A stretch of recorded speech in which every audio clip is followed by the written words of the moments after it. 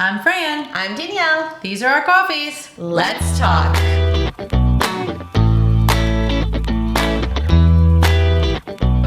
Last episode we talked about inside trends, and the grandma chic, which was super cool.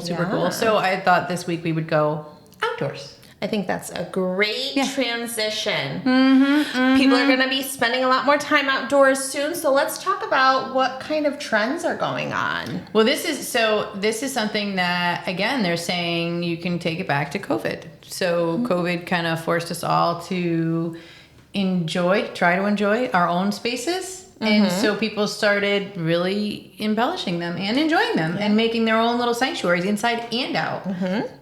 So, but now we're seeing trends, like same colors, same palettes. So I don't know how you would grandma chic the outdoors. That's probably just a lot of plants. That I'm not sure on. I'll do the research. Ferns and marigolds. Yeah, probably gardens. There would be, yeah. Like, well, so people have started to grow their own stuff too. Yeah. Like, I mean, having your own fruits and veggies is actually kind of cool. Oh my God, I think it's so cool. I tried that last year. And how did it go? My plants mostly flooded.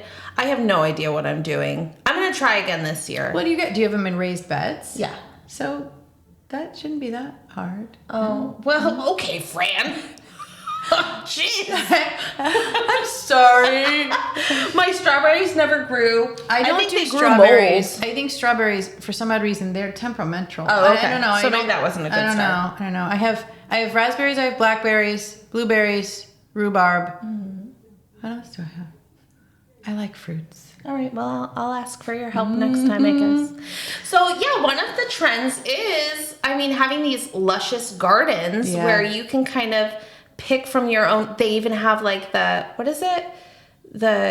cut gardens where it's just the pretty flowers that you can make your own arrangements. So that's a lot of things people are doing too. And in Connecticut, there's at least two of them where you go and cut tulips. Yeah. Have you ever done that? Right. That's really cool. I did that with some of my friends. We went and cut them. And of course, you pay like a certain amount of money and you get so many stems. And then if you go above that, it's, I don't know, like some stupid amount of money per stem. And I'm like leaving there. I go home, my husband's like, isn't that extra? I'm like, oh no, it's fine. It's fine. It's all good. It's fine.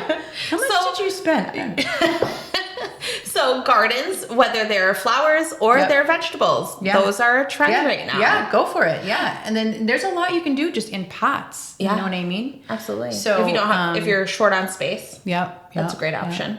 And there's a lot we have some amazing lighting options too out there. It's not difficult, guys. You can really it's not just tiki torches stuck in the ground anymore. You know what I mean? So there's Danielle will put it up there. I sure will. So that the string lights, people are getting really creative with those. Yeah. I saw one where somebody had just an old wooden ladder. And they strung the string lights kind of through the wooden ladder and then hung that outside. Pretty. Yeah, were super cool. And then they have some that are, which I actually have these in my backyard. They look like a torch, like a lantern, and it's a Bluetooth speaker, and it kind of glows. That's really cool. And that's, again, you're not breaking the bank doing little things like that. Yeah. So, and I feel like that kind of ties in two trends because lighting is one of the trends, and then music is another trend, kind of making traditionally inside spaces come outside as well. Yep. So making a cozy, intimate place where you can sit down, relax, listen to some music. So I really like that. Yeah. The lighting that also doubles as the speakers. Yeah, agreed. So, and now, speaking onto that, where it was an outside space and an inside space, and they really were kind of two separate entities. So that's a huge trend we're seeing. It's like a seamless transition in between the two. Yeah. And we'll put up some pictures because some of them get really amazing. I mean, they're retracting doors which is awesome. And definitely a dream come true, but you don't have to do it that way. Right. You know, you can keep it simple and still have a beautiful space. So, I mean, we will put up those retractable doors because that was gorgeous. And if your budget allows you to do so, go for it. But that is a huge trend. Yeah. So people, and I think you're going to see that more in new builds where that's going to be an option for you, that you'll be able to have something like that. Because let's be honest, the French doors, you always seem like you're kind of missing something, no? Right. Like, so you have a beautiful set of French doors and then half the time they have the glass on the other side. Don't you want to kind of just... Yeah.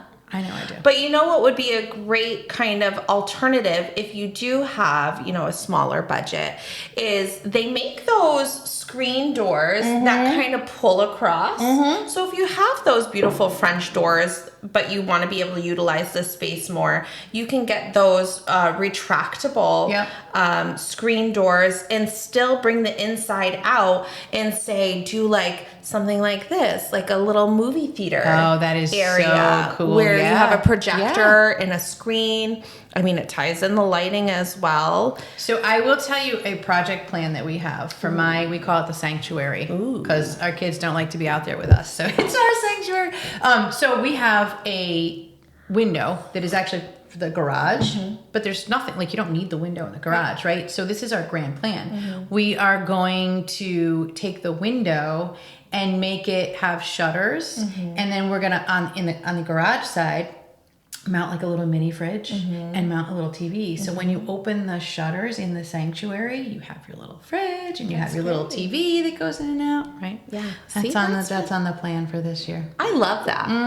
I love finding new ways to just enjoy your home. Yeah. So that's great. So, I hope you know what? Send us pictures. If I actually get it done. You will get it done. I will. So another trend, which is not anything necessarily to do with your home furnishings, is critters. Critters? Outdoor critters. So how many people do you know have adopted chickens? Oh, tons. So many. Tons. And you know what else is happening now? Bees. Yes. People are getting bees, which is super cool, guys. They're not, everybody was always so afraid of bees. So, yeah. There's this really great company that I follow on Instagram where they have like this hive, but it's more of like a really beautiful decoration where you can kind of see inside of the hive. And in order to, you know, harvest the honey, it's not blowing the smoke in, taking the top off, wearing the full gear. It's literally almost like you're tapping a keg. Really? Yes. I wonder how they go about that. I'll show you. I could put it on too. Let's put a link. Yes. I could put a link to very cool. that Instagram because it's really amazing. And that is a big trend. Again, grocery prices are rising. I feel like a lot of people want to enjoy their home, but they also want to do it in a way that, you know, provides for their family in other ways as well. Yeah. Well, and it's a little like side hustle too. Like, so we have a little firewood thing, then we put some firewood in some bags, have it out front. It's like $5 a bag. So it's like, you know, gas money. Whatever. Another trend, and this again goes off of the bringing the outside in, is really gourmet outdoor kitchens. Oh, yeah. Oh, they get really crazy. Yeah. People get really crazy. And it's, you know, it's all built in stone and beautiful. So on that note, they're putting pizza ovens in most of them. Yeah. Everybody, well, first of all, who does not love pizza? And here in Connecticut, you know, let's just pat ourselves on the back because we are the pizza capital of the world. We know what we're doing when it comes to pizza. So that, they're all putting pizza ovens and it's not just you're rolling out your big green egg. Yeah. Yeah. Right. Or like smokers. Yep. I'm seeing a lot of smokers. Yeah, I've seen some really crazy ones, which is great though. I mean, and then if it's something that you enjoy, then go for it. Yeah. Bring it in. You're getting your kids outside. You're having, you know, I mean, there's a lot of health benefits from being out in the outdoors. Right. Yeah. So I think the only other thing which people love, which is so controversial, especially when it comes to real estate, is a pool. Yes. So, did you grow up with a pool? Off and on. Like my parents would get one, and off then and on. That's not really a removable item. You would think, but my dad would literally put it up. My dad would put it up for a few years, take it down, and then totally redo our deck. and then decide he wants the pool again, so redo the deck again. Oh and my then, holy Jesus! And that's then a lot. put on a pool again, and then take it down. Like it was an ever-changing situation. But for the most part, we did have a pool. And you loved it, right? And I loved it. So would you get a pool now as an Absolutely. adult? Yeah, you don't mind like the work and stuff No. like that. So I will tell you, you're not necessarily the norm. It is a 50-50. This is what years of real estate have taught us. It is a 50-50 solid love-hate relationship. I'm going to venture to say it's more love for the ladies and more hate for the gentlemen, because I think maybe they tend to be the ones taking care of it. Right. I don't care.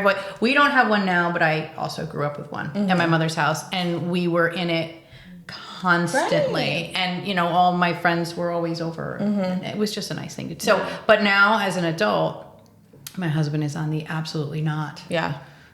Because they're a lot of work. They're a lot of work. And so some people really see them also as a liability. I feel like some families use it more often, other families don't. So it's really a personal choice. Yep. But Fran, we are seeing a trend though on the smaller, like almost a more personal. So like a lap pool or a salt spa or things of that nature. Or those like metal, I want to say that they're used for cattle.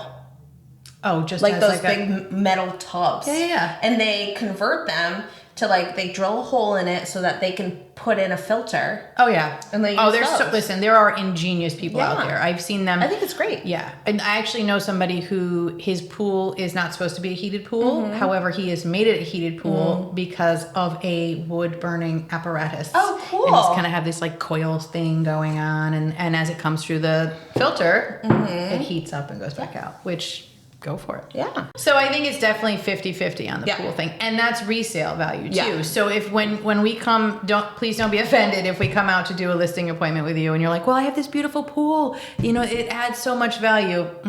I wish. It doesn't, unfortunately. I say sometimes it does add value if there is a great area around it. Yes. Like if you have an in-ground pool and you have like a little pool house next to it and you have a great little bar. Oh, thank you. Of course. Yes. That would add bar. value. Let's add a swim up bar. Yeah. Ooh, cool. Yeah. Sure. That'll add value. But if you're just having, one of those Intex pools in your backyard, there's not. It's not going to do anything other than a great YouTube fail video, which you could make with that. Which send us those if you have those, because we love watching that stuff. And it could be a deterrent for people that are going to be buying your home, but it could also be a selling point if it's something really great. So ultimately, again, I say this every time: if it's something that you love, then do it. Have it Go in your for it. home. Just know later on you might want to take it down before you sell. Well, also, before you do anything, go about it the right way. Like if you're like, there are certain things that are 100% DIY. You want to put up a couple speakers. Like we'll post some pictures where people are doing the lighting. They're just using like a pot and a pole and doing some lighting, and it's basic, fine. But if you're going to get into some of these things, like we've talked about with retractable doors and full outdoor kitchens and whatever, please consult with a professional because one, you want it done right. Two, if it's not done right, it really could be dangerous. Right. You know what I mean? Like nobody needs something falling on them or what have you. So, but ultimately, if you like it, do it. Do it. Yeah. We're just here to tell you the trends. You do what you want. You do you, boo. Yeah. All right. So until next time, I'm Fran. And I'm Danielle. Thanks for watching. See you later. Subscribe to my